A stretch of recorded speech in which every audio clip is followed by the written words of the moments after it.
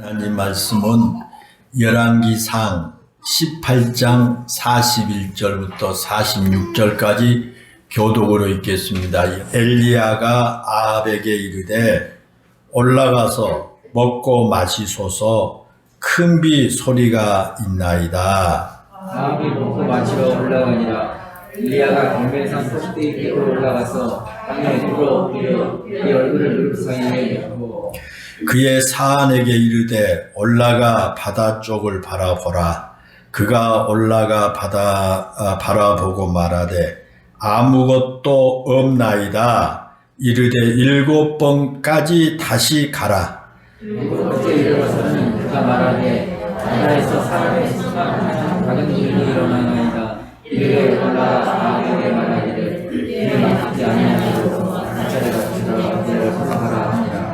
조금 후에 바람과 바람이 일어나서 하늘이 캄캄해지며 큰 비가 내리는지라.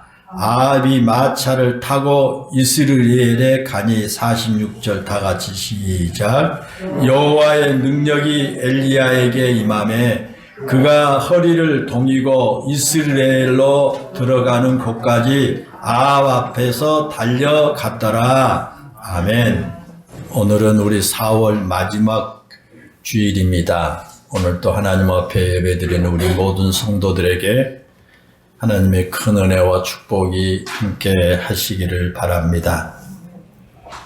세계 2차 대전 때 소련의 진주에 있던 많은 독일 군들이 전쟁이 끝난 이후에 시베리아로 끌려가서 비밀리에 중노동을 하고 있었습니다.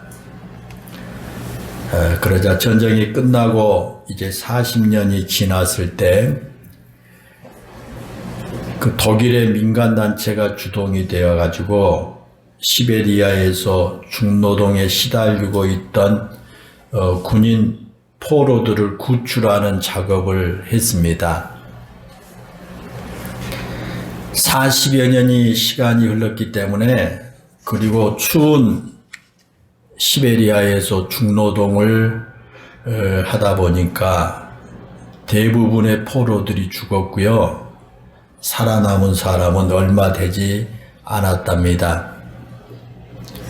그런데 살아남은 사람들을 구출하고 난 이후에 발견하게 된 중요한 사실 하나가 있었습니다.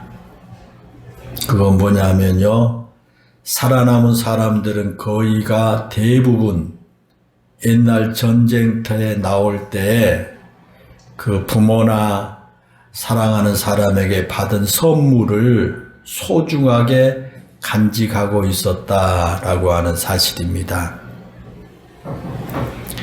비록 보잘것없는 아주 작은 물건일지라도 그것을 소중하게 여기고 간직하고 있던 그 사람들이 끝까지 살아남을 수 있었다라는 것입니다. 그 이유는 그것이 그들에게 희망이었기 때문입니다. 매일 그 물건을 보면서 언젠가는 사랑하는 사람들을 만날 수 있을 것이라고 하는 희망을 그들이 가졌고요. 그 희망이 그들로 하여금 그 혹독한 세월의 시련을 이겨내게 만들었다라고 하는 일화입니다.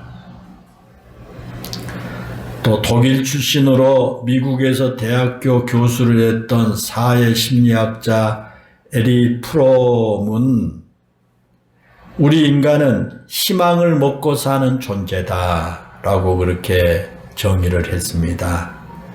우리 모든 인간들은 희망을 먹고 사는 존재다라는 것입니다. 또 헬라어로 인간이라고 하는 말 속에는 위를 쳐다보고 걷는 자라고 하는 그런 의미가 담겨 있습니다. 위를 쳐다본다라고 하는 것은 종교성을 의미하기도 하지만 동시에 그것은 희망을 의미한 겁니다.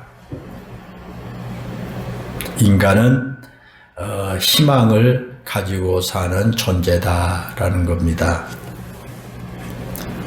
여러분, 그렇습니다. 우리가 이 세상을 살아가다 보면 여러 가지 어려운 상황에 직면할 때가 많습니다.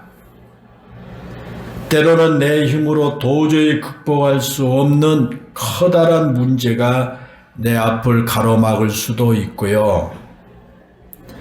때로는 모든 것을 포기하고 싶은 절망의 순간이 나에게 찾아올 때도 있습니다. 그럴지라도 우리에게는 희망이 있습니다. 오늘보다는 내일이 좀 더 나을 것이라고 하는 희망과 기대가 우리에게 있는 것입니다. 그런 희망과 기대 때문에 오늘이 힘들고 어려워도 참아내게 되는 것입니다. 만약에 그런 희망에 대한, 그런 내일에 대한 희망이나 기대가 없다면 그 사람에게는 두 가지 현상이 나타납니다. 하나는 지금 가지고 있는 것이 넉넉하고 지금 만족하다면 그 사람은 지금이라고 하는 시간을 마음껏 즐길 것입니다. 그저 오늘로 만족하기 때문에 내일을 위해서 무언가 계획을 하거나 내일을 위해서 오늘의 것을 남겨두려고 하지 않을 것입니다. 그런 사람은 쾌락에 빠져서 자기가 하고 싶은 대로 그냥 살아갈 것입니다. 죄를 짓는 것도 전혀 두렵지 않을 것입니다. 자기 몸이 상하고 망가지는 것도 개념하지 않을 것입니다. 그저 오늘 하루, 지금 이 순간이 즐거우면 그것으로 만족할 것입니다.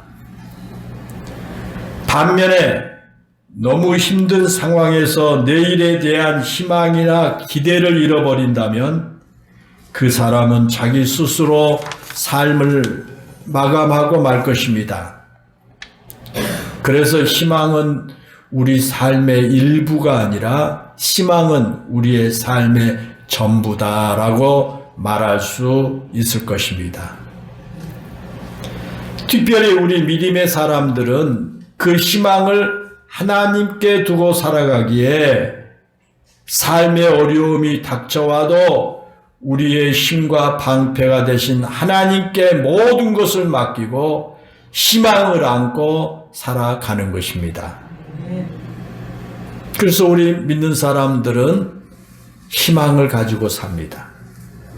어떤 어려운 환경과 여건 가운데서도 희망을 가지고 삽니다. 내가 하는 일이 비록 잘 내 뜻대로 안 되고 내가 지금 어려운 궁지에 몰려 있을지라도 우리 믿음의 사람들은 전능하신 하나님을 믿기 때문에 그 하나님에 대한 기대와 희망을 가지고 살아가게 되는 줄로 믿습니다. 오늘 우리가 읽은 이 본문은 그 희망이 하나님께 있고 그 희망의 끈을 든든히 붙잡는 믿음의 사람에게 하나님께서 어떻게 역사하신지를 보여주는 그런 말씀이 되겠습니다. 우리가 잘 알고 있는 그 엘리야 시대의 이스라엘에 3년 6개월 동안 비가 오지를 않았습니다. 오늘날처럼 조수 시절이 잘 돼 있거나 지하 깊은 곳에서 물을 끌어올릴 수 있는 기술이 발달된 시대가 아니었기 때문에 가뭄이 든다고 하는 것은 엄청난 고통의 시간이었습니다. 특별히 이스라엘 땅에는 때에 맞는 비가 내리지 않으면 농사를 지을 수가 없습니다. 그저 하늘에서 비를 내려주신 그 비, 그 때에 맞춰서 내린 그 비가 와야만 농사를 지어서 생활할 수가 있는 곳이 이스라엘입니다.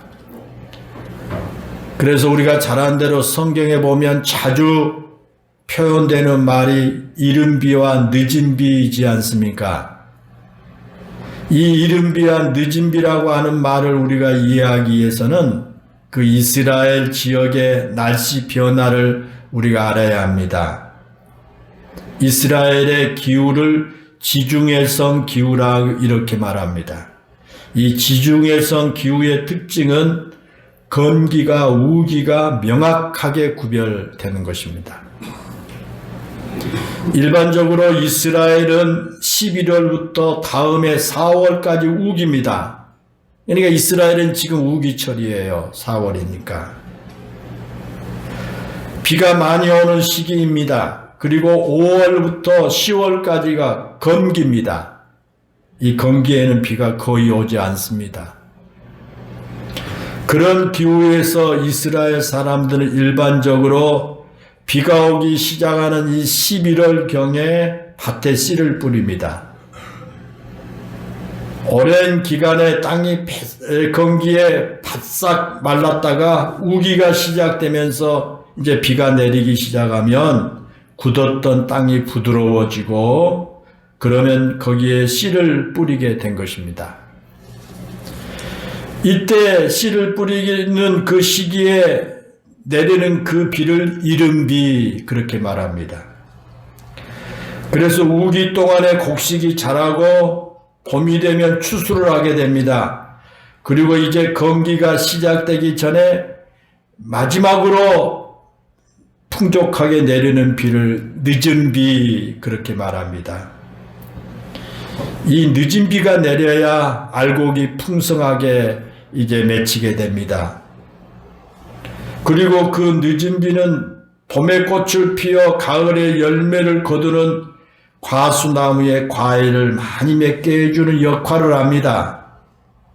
그래서 이스라엘의 이 이른 비와 늦은 비는 매우 중요합니다.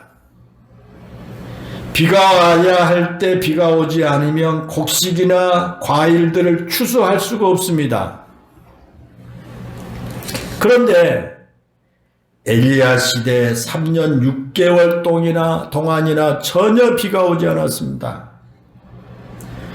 건기에 약 6개월 동안만 비가 오지 않아도 온 대지가 바싹 말라버리는데 여러분 3년 6개월 동안이나 비가 오지 않았다면 그 기간 중에 농사는 하나도 짓지 못했을 겁니다. 수많은 과일 나무에도 과일이 열리지 않았을 것입니다. 그래서 이스라엘 백성들은 가뭄으로 인해 극심한 흉년을 겪어야 했고요. 마실 물과 먹을 음식이 없어서 모든 백성들이 고통 가운데 살아야만 했습니다. 우리가 열왕기상 17장에 나오는 그 사르밧 과부의 이야기를 통해서 그 당시의 상황이 얼마나 극심했는가를 우리가 알 수가 있습니다. 오늘 우리가 읽었던 18장 그 이전에 17장에 보면 사르밧 과부의 이야기가 나옵니다. 엘리야가 하나님의 말씀을 따라서 사르밧으로 갔을 때 과부 한 사람이 나뭇가지를 줍고 있었습니다. 그래서 그 과부에게 엘리야가 물 한 그릇만 좀 얻어 먹을 수 있겠느냐고 묻고는요, 물을 가지러 가는 그 여인에게 떡도 조금 있으면 한 조각만 달라고 부탁을 했습니다. 그러자 그 과부가 대답하기를 내게는 떡이 없습니다. 내게 남아있는 것이라고는 가루 한 움큼과 기름 한 조금뿐밖에 없습니다.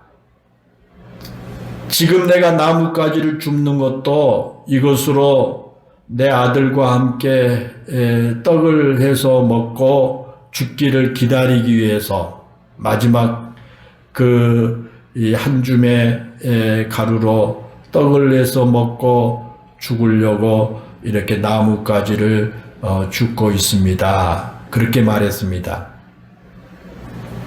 그 사르밧 과부는 가뭄으로 인해서 먹을 것이 없으니까 마지막 남은 그 가루와 기름으로 떡을 해먹고 그 다음에는 먹을 것이 없으니 당연히 굶어 죽기를 기다릴 수밖에 없었다라는 겁니다. 그런데 사르밧 과부가 마지막으로 떡을 먹고 죽으려고 한 그때가 가뭄이 시작된 지 1년쯤 지났을 때입니다. 그렇게 불과 1년만 가뭄이 들어도 굶어서 죽게 된 사람들이 많았습니다. 그런데 여러분 3년 6개월 동안이나 가뭄이 지속됐다면 얼마나 많은 사람들이 죽고 고통 가운데 지냈겠습니까? 그러지 않겠습니까? 1년도 그렇게 못 버티고 죽어나가는데 3년 6개월 동안 가뭄이 들었어요. 여러분 그렇다면 왜 그 시대에 3년 6개월 동안이나 비가 오지 않았을까요? 하나님이 너무 잔인해서 그러신 거 아닌가요? 왜 3년 6개월 동안 그렇게 비가 안 왔을까? 우리가 어려움을 겪으면 그 원인이 무엇인지를 알아야 그 어려움을 극복할 수 있지 않습니까? 그 당시에 그렇게 오랫동안 비가 오지 않았는데도 분명한 이유가 있었을 것입니다. 오늘 본문 바로 앞에 있는 열왕기상 18장 16절에 보면 그 이유에 대해서 가르쳐주고 있습니다. 가뭄이 든 지 3년이 지났을 때입니다. 하나님께서 엘리야에게 아방을 찾아가라 그렇게 하나님이 엘리야 선지자에게 말씀하십니다. 그래서 엘리야가 아방을 찾아가자 아합이 엘리야를 향해서 이스라엘을 괴롭게 하는 자가 너냐라고 이제 물었습니다. 이 말은 무슨 말이냐면 이렇게 3년이 넘도록 가뭄이 들어서 온 백성들이 고통을 당하는 것이 엘리야 너 때문이다 그런 뜻이에요.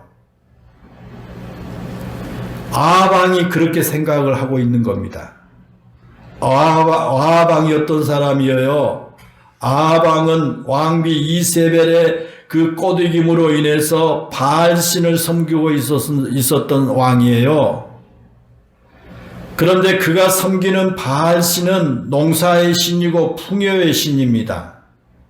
그래서 농사를 잘 짓기 위해서는 바알신을 섬겨야 한다고 생각을 했고요. 온 백성들에게 바알을 섬기기를 독초했습니다. 그런데 엘리야가 끝까지 바알을 섬기지 않고요. 여호와 하나님을 섬겼습니다.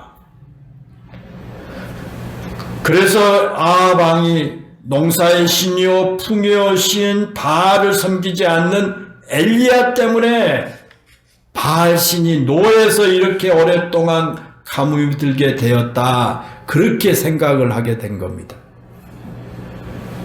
그런데 엘리야 선지자는 그렇게 생각하지 않습니다. 18절에서 엘리야가 대답한 것처럼 여호와 하나님을 섬기는 자신 때문에 오랫동안 가뭄이 든 것이 아니라 여호와 하나님을 버리고 바알을 섬긴 아합 왕과 이스라엘 백성들 때문에 이 땅에 오랫동안 가뭄이 들었다 그렇게 생각을 한 것입니다. 그래서 엘리야가 아합 왕에게 누가 진짜 신인지 한번 알아보자 제안을 해요. 이렇게 비가 오지 않게 하는 그 신이 어떤 신이냐? 바알이냐 여호와 하나님이냐 누가 진짜 신인지 한번 알아보자 그렇게 제안을 했고요. 갈멜산에서 바알 선지자 450명과 하나님의 선지자 엘리야가 대결을 하게 되었죠. 그 결과 하늘에서 하나님께서 불을 내려주심으로 여호와 하나님이 참 신임을 증명해 주었습니다. 그리고 엘리야가 거기에 모인 모든 이스라엘 백성들에게 바알 선지자들 모조리 죽이라고 했고요. 그때야 진짜 신이 여호와 하나님인 줄 알게 된 이스라엘 백성들이 엘리야 선지자의 말을 듣고 바알 선지자들을 전부 죽이게 된 거지요. 그렇게 해서 갈멜산에서 승리를 거둔 엘리야 선지자가 아합 왕에게 말합니다. 이제 올라가서 먹고 마시라는 겁니다. 다시 말하면 조금 있으면 큰 비가 와가지고 오랜 가뭄이 끝날 터이니 3년 6개월 동안에 들었던 가뭄이 끝날 터이니 가뭄에 대한 걱정은 이제 내려놓고 마음껏 음식을 먹으라는 거예요. 엘리야와 바알 선지자들이 갈멜산에서 대결할 때 그때 거기에 아합 왕이 그곳에 와 있었습니다. 아합 왕 역시 어떤 신이 참 신인지 알고 싶었기 때문에 아합 왕도 거기에 있었습니다. 그래서 대결이 끝나자 엘리야가 아합 왕에게 이제 마음껏 먹고 마셔도 된다 그렇게 일러준 거예요. 거기서. 그러자 아합 왕이 먹고 마시려고 이제 올라가자 엘리야는 갈멜산 꼭대기로 올라가서 전능하신 하나님께 기도하기 시작했습니다. 오늘 본문 42절에 보면요. 엘리야 선지자가 그의 얼굴을 무릎 사이에 넣고 기도했다 그랬습니다. 그렇게 얼굴을 무릎 사이에 넣고 기도한 자세는 두 가지 의미가 있습니다. 하나는 뭐냐 하면 기도의 간절함을 의미합니다. 간절하게 기도했다는 의미예요. 얼굴을 무릎 사이에 넣었다는 것은요, 무릎을 꿇고 그 얼굴을 무릎 사이에 깊이 넣는 것을 말합니다. 여기서 무릎을 꿇는 것은 하나님께 대한 복종, 순종이고 얼굴을 무릎 사이에 넣었다라는 것은 겸손을 의미합니다. 그와 같이 지금 엘리야 선지자가 하나님께 복종하는 마음으로 간절하게 기도한 겁니다. 이미 하나님께서 3년 6개월 동안 비가 오지 않는 그 땅에 비를 내려주시겠다고 엘리야 선지자에게 약속을 하셨습니다. 그 열왕기상 18장 1절에 보면요. 하나님께서 엘리야에게 아합 왕을 만나러 가라는 명령을 하시면서 내가 지면에 비를 내려주시리라 그때 약속하셨습니다. 그러자 엘리야 선지자는 하나님의 그 약속이 이루어지기를 위해서는 이스라엘 백성들이 복받을 준비가 돼야 한다 생각을 한 겁니다. 하나님의 약속이 하루속히 이루어지려면 이 땅의 백성들이 복받을 준비가 되어야 한다. 그렇게 마음을 먹는 거예요. 그래서 갈멜산에서 바알 선지자들을 모조리 죽인 겁니다. 그것이 하나님께 복받을 준비라고 생각한 거예요. 이제 그 땅에 우상을 섬기게 만든 우두머리들을 그렇게 제거되었기 때문에 하나님께서 이제 약속하신 복을 받을 준비가 되었다. 그렇게 엘리야 선지자가 생각한 겁니다. 그래서 하나님께 약속하신 대로 이 땅에 비를 내려달라고 간절하게 기도를 한 겁니다. 또 하나 얼굴을 무릎 사이에 넣고 기도했다라고 하는 것은 다른 것에 마음을 빼앗기지 않고 오로지 깊은 경지에 이르는 기도를 했다라는 겁니다. 무릎 사이에 얼굴을 넣으면 아무것도 보이지 않습니다. 그렇지요? 두 무릎 사이에 얼굴을 집어넣으면 뭐가 보입니까? 또 두 무릎이 양쪽 귀를 막아서 아무 소리도 들리지 않습니다. 그래서 오로지 하나님의 약속만 붙들고 약속한 것이 이루어질 수 있을 것을 간절하게 기도한 겁니다. 엘리야 선지자가 그렇게 간절한 기도를 하면서 자기 사환에게 말하기를 저 바다 쪽을 바라보라고 말합니다. 저 바다를 바라봐라. 거기에 무슨 이상한 것이 나타나면 거기에 징조가 나타나면 나한테 즉시 이야기하라. 바다 쪽을 바라보라 그럽니다. 여기서 말하는 바다는 이스라엘 서쪽에 위치해 있는 지중해를 말합니다. 그래서 지중해 바다를 관찰하고 돌아온 사환이 아무것도 없다고 그렇게 말하니까 엘리야가 7번까지 다시 가라. 다시 7번까지 계속 가라. 그렇게 말합니다. 여기서 7번이라고 하는 말은 끝까지 그런 의미예요. 계속 가가지고 바다 쪽에서 무언가 변화가 일어날 때까지 기다려라. 그리고 변화가 일어나면 나한테 즉시 와서 이야기해라. 끝까지 가라는 거예요. 다시 말하면 하나님께서 약속하신 비를 내리실 확실한 징조가 보일 때까지 가라는 거예요. 그리고 엘리야 자신은 뭐합니까? 계속해서 기도합니다. 약속의 말씀을 믿고 계속해서 갈멜산 꼭대기 올라가서 기도한 거예요. 그렇게 엘리야가 기도하고 있는 동안에 7번이나 지중해 바다를 보고 온 산으로부터 드디어 바다 쪽에서 손만한 작은 구름 하나가 일어난 것을 보았다라고 이제 보고를 합니다. 그 44절에 보면 44절에서 그 손만한 작은 구름이라고 그랬죠. 손만한 작은 구름. 이 손만한 작은 구름이라고 하는 것은 이제 그 손바닥만한 작은 구름이라고 번역해야 우리에게 훨씬 잘 어울리지 않을까 생각합니다. 그래서 손바닥만한 작은 구름이라고 그렇게 이제 보았다고 말합니다.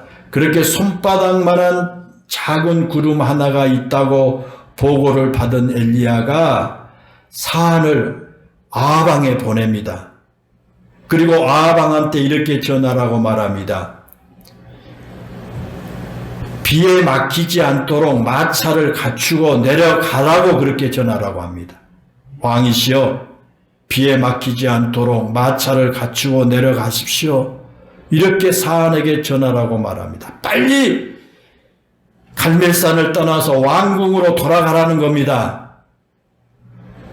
지금 갈멜산 아래에는 기손이라고 하는 시내가 있습니다. 그런데 곧 큰 비가 오게 되면 그 기손 시내를 건널 수가 없을 정도로 많은 물이 흐르게 됩니다. 그래서 엘리야 선지자가 아합왕에게 이제 곧 큰 비가 올 거니까 기손 시내에 물이 넘쳐서 건너지 못할 상황이 되기 전에 빨리 이 시내를 건너서 왕궁으로 돌아가라 라고 한 겁니다.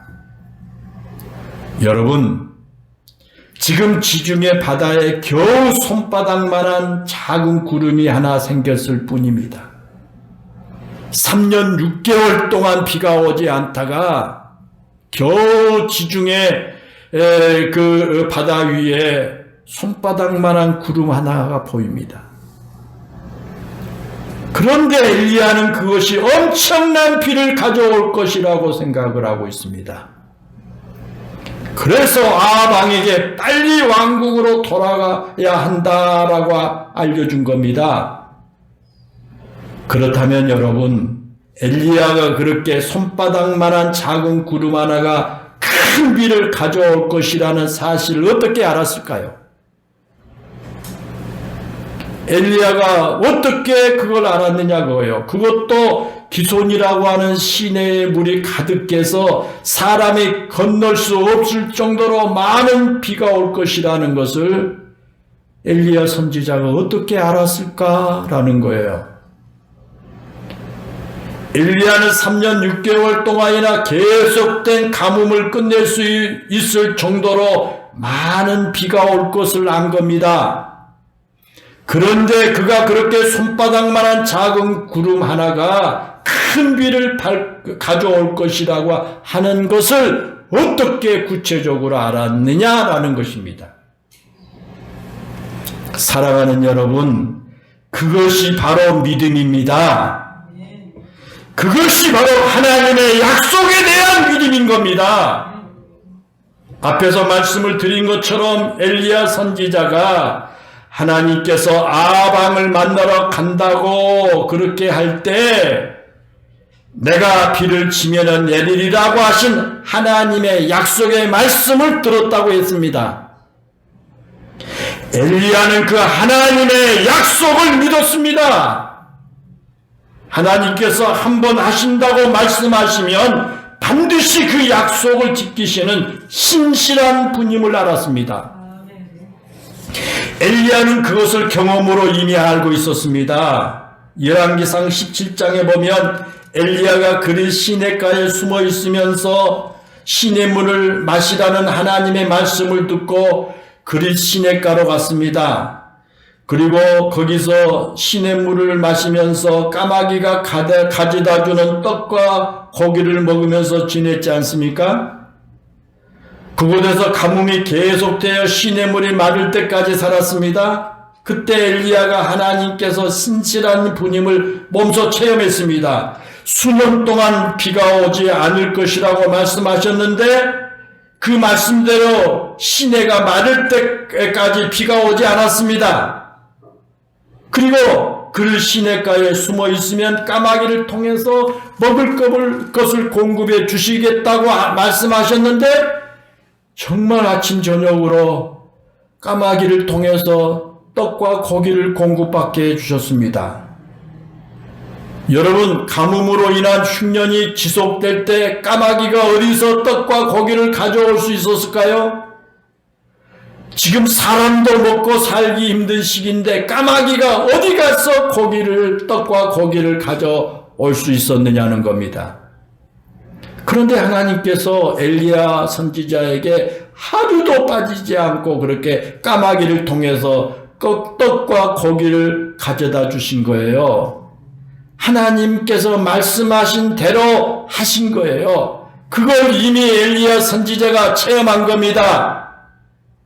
그렇게 한번 말씀하시면 반드시 행하시는 신실하신 하나님을 체험한 엘리야가 내가 지면에 비를 내리시리라고 하는 그 약속도 굳게 믿었습니다. 그리고 하나님의 약속을 믿는 것에 그치지 않고 하나님께서 비를 내리신다면 3년 6개월 동안 지속된 가뭄을 끝낼 수 있을 정도로 많은 비를 주실 것이라 라고 생각한 겁니다. 그래서 아합 왕에게 큰 비가 와서 시내를 건너지 못할 상황이 곧 올 테니까 마차를 타고 빨리 왕궁으로 돌아가라고 그렇게 말한 겁니다. 그리고 실제로 얼마 지나지 않아서 손바닥만한 작은 구름이 하늘을 캄캄하게 덮을 정도로 큰 구름이 되더니 많은 비가 내리게 된 겁니다. 사랑하는 여러분, 우리가 믿음을 가지고 산다는 것은 이처럼 하나님을 신뢰하며 산다는 뜻입니다. 오늘 여러분들이 지금 하나님을 믿는다고 이렇게 하나님의 성전에 어려운 시기에 올라왔습니다. 이건 뭡니까? 하나님을 신뢰하는 겁니다. 하나님은 신실하신 분이고 하나님은 우리의 삶에 하나님의 이 뜻을 이루어 주신다는 사실을 믿고 사는 것입니다. 우리가 희망을 가진다는 것은 우리 안에 있는 내 자신의 능력 때문이 아닙니다. 내 자신에게 능력이 많기 때문에 내가 희망을 갖는 거 아닙니다. 우리의 상황이 언젠가는 좋아질 것이라는 그런 생각 때문도 아닙니다. 우리가 희망을 가지게 된 것은 우리에게 하나님이 계시기 때문입니다.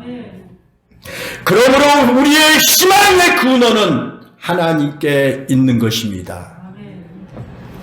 엘리야가 바알을 섬기는 제사장들을 죽이고 난 후에 큰 비가 올 것이라고 생각한 것은 엘리야 자신에게 능력이 있어서가 아닙니다. 이제 상황이 바뀌었기 때문에 3년 6개월 동안 오지 않던 비가 갑자기 내릴 것이라고 생각한 것도 아닙니다. 엘리야가 가진 희망은 오직 하나님의 말씀이었습니다. 하나님께서 내가 지면에 비를 내리겠다고 말씀하신 그 말씀에 희망을 걸고 그 말씀대로 하나님께 그 땅에 비를 내려주신 것입니다. 엘리야가 단순히 손바닥만한 작은 구름 한 조각을 보았을 뿐입니다. 그런데 그 작은 구름 한 조각에서 큰 비를 보았습니다. 하나님께서 지면에 큰 비를 내리실 것이라는 것입니다. 이것이 바로 희망이고 이것이 바로 믿음인 것입니다. 사랑하는 여러분, 우리의 삶이 힘들고 낙심될 때 내가 다시 일어날 용기가 어디서 생길까요? 내가 어렵고 힘든 이런 상황에서 내가 다시 일어나 설 수 있는 용기가 어디서 오냐 그 말이에요. 우리가 믿음으로 희망을 볼 때 용기를 갖게 될 것입니다. 하나님께 모든 것을 맡기고 하나님을 온전히 신뢰할 때 우리의 삶에 하나님께서 행하신 기적이 일어나게 될 것입니다. 그리고 희망을 가지고 사는 사람은 삶과 행동이 다르게 됩니다. 모두가 낙심되어 절망하고 있을 때 희망을 가진 사람은 하늘의 노래를 부를 수가 있습니다. 내 삶의 주변이 모두 캄캄한 밤과 같을지라도 희망을 가진 사람은 반드시 밝은 햇빛이 비치는 아침이 온다는 것을 알기 때문에 아침을 준비하며 살게 될 것입니다. 모든 사람들이 체념한 채 하루하루를 의미 없이 살아갈 때 희망을 가진 사람은 자신의 작은 삶의 의미를 부여하고 그 희망을 이루기 위해 노력하며 살 것입니다. 비록 그 희망이 속히 이루어지지 않을지라도 희망을 가지고 살게 될 것입니다. 미국에 에이미 멀린스라고 하는 여인이 있습니다. 그녀는 선천적으로 종아리 뼈가 없는 그런 상태로 태어났습니다. 태어날 때 종아리에 뼈가 없는 상태였습니다. 그래서 불과 1살 때 2다리 모두 무릎 아래 절단해야 했고요. 그 이후에 계속해서 의족을 끼고 살아야만 했습니다.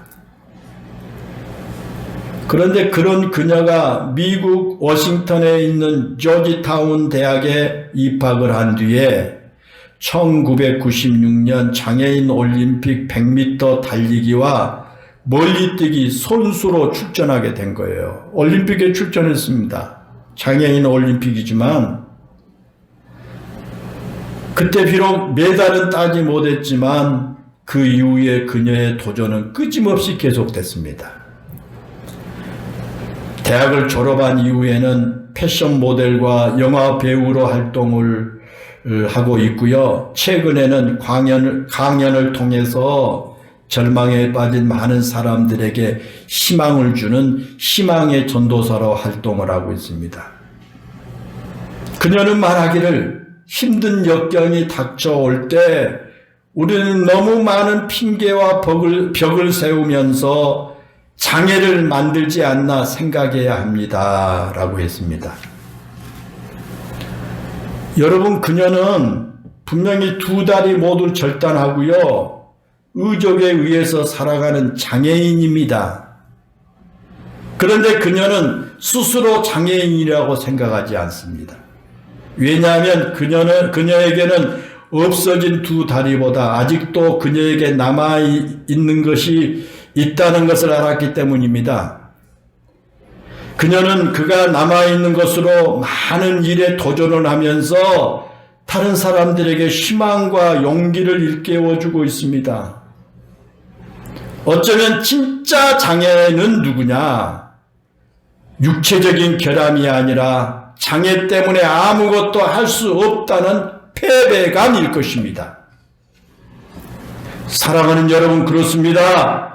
혹시 지금 우리는 신앙의 장애인으로 살고 있지 않나 생각해 보아야 할 것입니다.